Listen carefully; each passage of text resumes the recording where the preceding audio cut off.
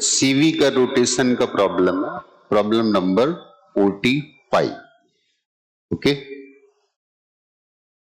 a uniform rod of length L rests against a smooth roller as shown in the figure. Find the friction coefficient between ground and the lower end if the minimum angle that the rod can make with the horizontal is theta. Okay, उसने बोला है कि wall ऐसी है h height की और ये ground है and it's a rod of length L, और इस जगह पे उसने क्या लगाया, रोलर, राइट, इस जगह पे रोलर लगाया. तो बोल सकते हैं यहाँ पे फ्रिक्शन बहुत कम होगा या नहीं होगा, तो यहाँ पे रॉड ऐसे चल सकती. अब इस क्वेश्चन का सबसे इंपॉर्टेंट पार्ट है minimum. The minimum angle that the rod can make with the horizontal is theta.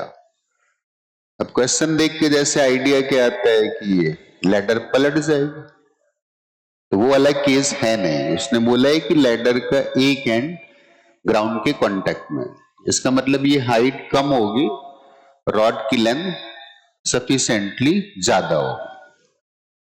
अब थीटा अगर कम करते जाएंगे, तो हमने पिछले क्वेश्चन में डिस्कस किया था लैडर के, जैसे जैसे लैडर ऐसे झुकती जाएगी ना, तो वैसे वैसे उसके स्लिप करने के चांस यहां पे बढ़ेंगे. तो मिनिमम एंगल का मतलब क्या होगा, मिनिमम एंगल का मीनिंग होगा कि यहां पे फ्रिक्शन अपनी पूरी ताकत लगा करके, मतलब फ्रिक्शन अपनी मैक्सिमम वैल्यू पे लग करके इस लैडर को रोकेगा. बस मिनिमम का इतना ही मतलब था कि friction will act at its maximum value. Otherwise तो फ्रिक्शन सेकेंडरी फोर्स है, किसी वैल्यू पे लग सकता है, लेकिन जब हम थीटा को घटाते चले जाएंगे तो उस केस में फ्रिक्शन की वैल्यू मैक्सिमम कम होती जाएगी, और रिक्वायर्ड फ्रिक्शन जब मैक्सिमम वैल्यू के बराबर हो जाएगा, तो उससे फर्दर अगर हमने थीटा कम किया तो फिर ये लैडर स्लिप कर जाएगी, क्योंकि रोलर रोक नहीं पाएगा, रोलर फ्रिक्शन नहीं दे पाएगा.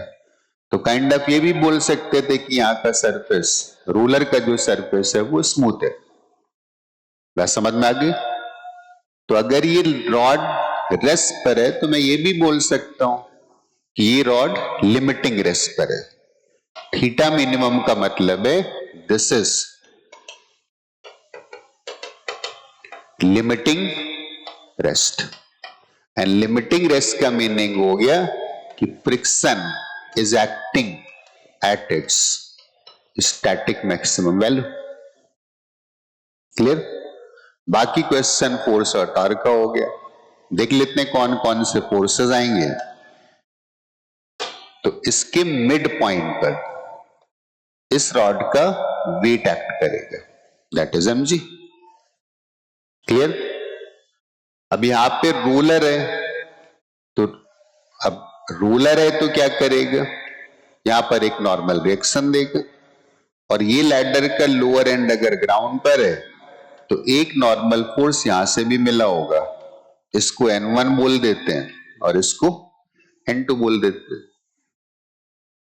इस रॉड पर कितने फोर्सेस हो गए, इस रॉड पर एक कांटेक्ट ग्राउंड से था, उसने N1 दे दिया, एक रोलर पर था N2 दे दिया.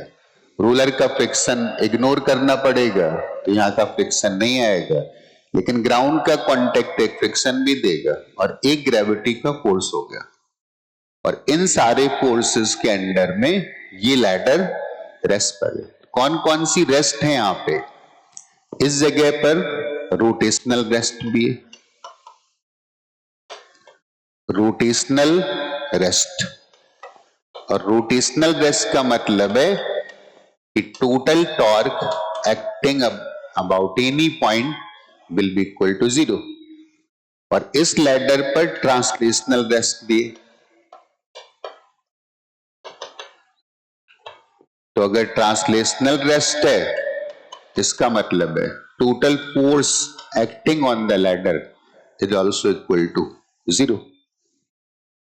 तो एक बार सारे फोर्सेस बैलेंस कर देते हैं, सारे टॉर्क बैलेंस कर लेते हैं, और हमसे फ्रिक्शन कोएफिशिएंट की उसने मिनिमम वैल्यू पूछी है। बात क्लियर होगी? ओके, पहले ट्रांसलेशनल रेस्ट की कंडीशंस लिख लेते हैं। तो उसके लिए हमें क्या करना पड़ेगा, हॉरिजॉन्टल रेस्ट और वर्टिकल रेस्ट दोनों देखने पड़ेंगे। उसके लिए कंपोनेंट कर लेते हैं। तो ये वाला एंगल पता करते हैं कि ये वाला एंगल कितना है। How much is this angle? This angle was theta, this angle is 90 minus theta, this angle is 90। तो ये वाला एंगल कितना होगा? That is theta. चाहो तो फ्री बॉडी डायग्राम भी बना सकते हैं, राइट? तो फ्री बॉडी डायग्राम के अकॉर्डिंग हम सारे फोर्सेस इजीली दिखा सकते हैं, या कोई जरूरत नहीं है इसकी।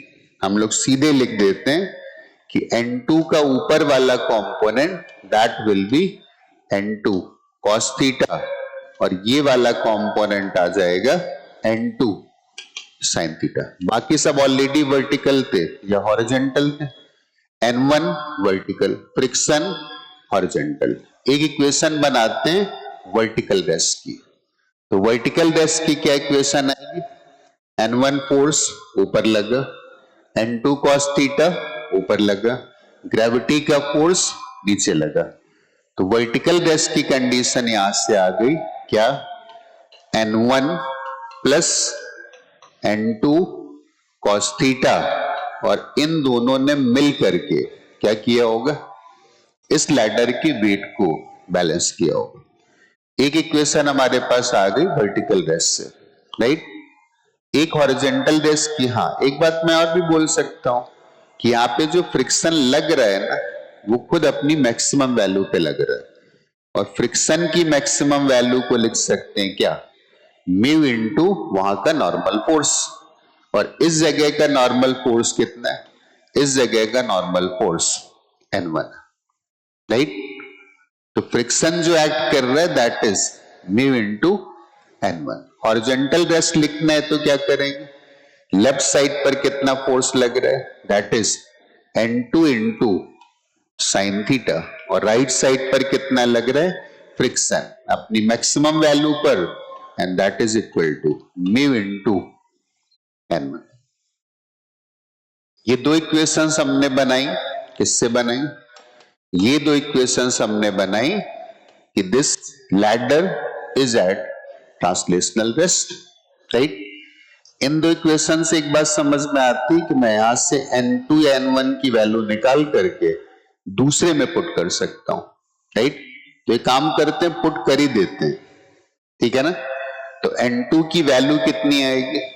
N2 की वैल्यू आएगी mu N1 divided by sine theta, और उस वैल्यू को यहां पे पुट कर देते हैं। N1 प्लस N2 को लिख देते हैं mu N1 divided by sine theta, और कॉस थीटा पहले से लिखा था, and this is equal to mg। यहां से हमें N1 की वैल्यू मिल रही है, राइट? N1 की वैल्यू मिल रही तो जल्दी से लिख भी लेते हैं। N1 की वैल्यू क्या आ गई? N1 कॉमन लोगे, अंदर बचेगा 1 plus mu cot theta, and that is equal to mg। तो this will be mg divided by n1 common लेंगे तो 1 प्लस म्यू कॉट थीटा, उसको राइट में ले आते हैं तो 1 plus mu into cot theta, और अगर n1 मिल गया तो n2 भी मिल गया, राइट? तो n2 की अगर जरूरत पड़ेगी तो पहले लिख देते हैं क्या? Mu n1 divided by sine theta, N2 is equal to mu N1 divided by sin theta। N1 हम निकाल चुके हैं तो this will become mu square, right? into, एक मिनट, mu square नहीं आएगा, वो m लिखा है, mu के जैसा लग रहा है, ठीक है ना? This is actually m। तो mu से मल्टीप्लाई करेंगे तो mu mg divided by 1 plus mu into cot theta. तो ये तो मैंने म्यू से मल्टीप्लाई किया है, अभी साइन थीटा से डिवाइड करोगे तो यहाँ पे एक साइन थीटा है और इसका एक साइन थीटा कैंसिल होगा, तो मैं सीधे नीचे लिख देता हूं क्या, नीचे लिख देता हूं sign theta plus mu into cos theta. Clear? Sine cos के फॉर्म में लिखना है तो ऐसे लिख सकते हैं, इसको भी चाहो तो साइन कॉस के फॉर्म में लिख ही सकते हैं। n1 is equal to mg, cot को कॉस बाई साइन लिखेंगे तो sine theta plus mu cos theta and divided by sine theta था तो वो चला गया ऊपर। हमें n1 n2 म्यू के फॉर्म में मिल गया, बात समझ में आ गई? तो n1 n2 म्यू के फॉर्म में मिल गए, लेकिन हमें तो म्यू निकालना था, इसका मतलब n1 या n2 को निकालना पड़ेगा। तो एक इक्वेशन हम और बना सकते हैं, कहां से? वो हम बना सकते हैं किससे? रोटेशनल बेस से बना सकते हैं, ठीक है ना? तो अगर रोटेशनल बेस से इक्वेशन बनानी है तो बोलना पड़ेगा टॉर्क की वैल्यू 0 आ गई। अब ये रॉड रेस्ट पर है, तो एक काम कर सकते हैं, या तो हम यहां से टॉर्क ले लें या यहां से ले लें या फिर यहां से ले लें। तो कोई सा भी पॉइंट चूज कर सकते हैं जो हमें कन्वीनियंट लगता है। इधर सिर्फ एक फोर्स था, यहाँ पे दो दो फोर्सेज हैं, तो सबसे अच्छा रहेगा कि ये वाला पॉइंट मान लेते हैं ए, और ए पॉइंट के अबाउट हमें कम से कम फोर्सेस का टॉर्क लिखना पड़ेगा। क्लियर? तो ए पॉइंट के अबाउट अगर हमें टॉर्क लिखना है तो n1 का टॉर्क कितना आ गया? 0 आ गया। फ्रिक्शन का टॉर्क कितना आ गया? 0 आ गया, राइट? अब mg का टॉर्क लिखना है और किसका टॉर्क लिखना है? n2 का टॉर्क लिखना है। बात समझ में आ गई? तो mg का टॉर्क लिखना है और n2 का टॉर्क लिखना है। तो देख लेते हैं mg का टॉर्क कितना आएगा, n2 का टॉर्क कितना आएगा। एक बार मैं सिचुएशन फिर बना देता हूं। ये ग्राउंड था और ये वॉल थी और ये लैडर थी, ये रोलर था। इस इतने रॉड, इस पूरी रॉड के मिड पॉइंट पर इधर ग्रेविटी का फोर्स लगा, कितना लगा? mg। इधर क्या लगा? फ्रिक्शन लगा। इधर क्या लगा? n1 लगा। इधर क्या लगा? n2 लगा। और हमें इस पॉइंट के अबाउट टॉर्क लिखना है। दिस एंगल वॉज थीटा, तो ये वाला एंगल भी कितना था? That was theta. क्लियर हो गया? हमें इस पॉइंट के अबाउट टॉर्क लिखना है। तो ये टोटल हाइट गिवन थी, दैट इज h, और ये रॉड की टोटल लेंथ l थी, तो ये कितना आएगा? l/2। जो ग्रेविटी का फोर्स लगेगा ना, वो तो रॉड के मिड पॉइंट पर लगेगा, ठीक? तो हमें अगर ए पॉइंट के अबाउट ग्रेविटी के फोर्स का टॉर्क लिखना है तो ये वाला डिस्टेंस निकालना होगा। ये कितना आएगा? l/2 into cos theta. I think बात समझ में आ गई होगी। इसके बाद हमें n2 का टॉर्क लिखना होगा, तो हमें इस वाली डिस्टेंस की रिक्वायरमेंट होगी, इस वाले की, राइट? अब ये वाली डिस्टेंस कैसे निकालें? तो इस ट्रायंगल में साइन थीटा लिखते हैं, इसको मान लेते हैं कि दिस इज सम x। तो साइन थीटा की वैल्यू कितनी आएगी? Sine theta is perpendicular divided by hypotenuse, तो x की वैल्यू आ गई s divided by sine theta. पहले हमने सारा रॉ मटेरियल प्रिपेयर कर लिया। क्लियर? ये s था तो ये कितना आ गया? s by sine theta. अब ग्रेविटी ने जो टॉर्क दिया होगा उस टॉर्क की वैल्यू कितनी आएगी? फोर्स कितना था? mg था।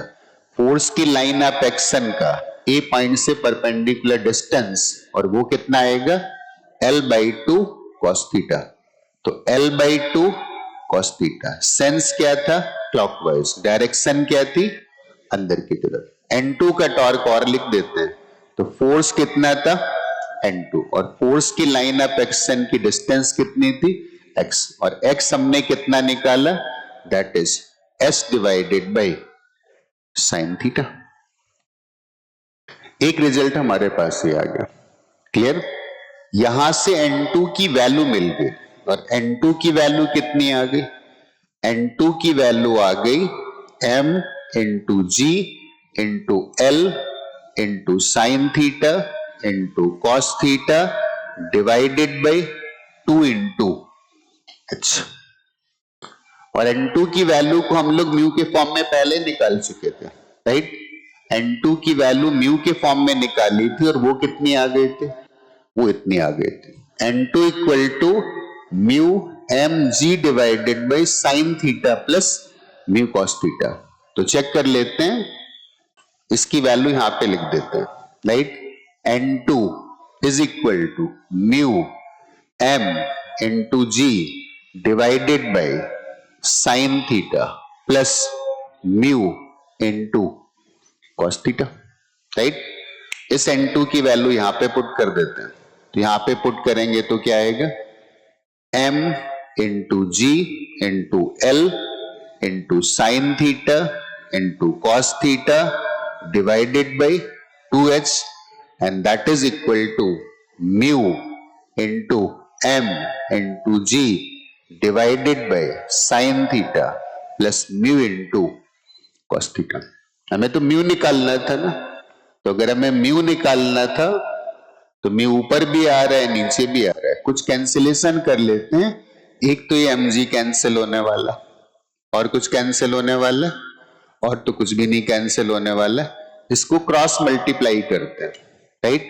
इसको क्रॉस मल्टीप्लाई करेंगे तो l sine square theta into cos theta और plus l into sine theta into cos square theta into mu and that will be equal to 2 mu into h। इस वाले term को right पे ले जाओ और म्यू से कॉमन ले लो, तो राइट पे ले जाओगे म्यू कॉमन ले लोगे तो बचेगा कितना, 2h minus l sign theta into cos square theta और लेफ्ट में बचेगा ये वाला टर्म, तो this term is l sine square theta into cos theta और यहां से म्यू की वैल्यू आ रही l into sign square theta into cos theta divided by 2h minus l sign theta into cos square theta. ये mu की value आ गई, right. और हमसे उसने म्यू ही पूछा था, तो एक बार क्रॉस चेक कर लेते हैं कि एक्चुअली आंसर क्या है, right.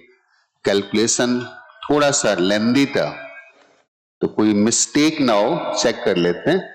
l sine square theta cos theta divided by 2h minus l cos square theta into sine theta और आंसर भी मैच कर रहा है। ये बात प्रॉब्लम क्लियर हुई, राइट। आई होप सारी बात क्लियर हो गई, बट स्टिल मैं एक बार क्विकली रिवाइज कर देता हूं। लैडर की हमें इस बारे में नहीं सोचना है कि ऐसे पलटेगी, उसने कंडीशन खुद ही बना रखी कि इस पॉइंट पर रेस्ट पर है और मिनिमम थीटा का मतलब था कि फ्रिक्शन अपनी मैक्सिमम वैल्यू पर लग करके इसे रोकेगा। तो ये वर्टिकल रेस्ट पर भी एक इक्वेशन वहां से बनाओ, एक हॉरिजॉन्टल रेस्ट है एक वहां से बनाओ, और एक रोटेशनल रेस्ट पर है तो किसी भी पॉइंट के अबाउट टॉक लिख दो, जीरो कर दो। पहले हमने हॉरिजॉन्टल ट्रांसलेशनल इक्वेशन बनाई, n1 n2 की वैल्यू म्यू के फॉर्म में आ गई, और फिर इसके बाद हमने टॉर्क इक्वेशन बनाई ये, और फिर n2 की वैल्यू पुट कर दी और वहां से क्या मिल गया, म्यू मिल गया। आई होप बात समझ में आ गई होगी।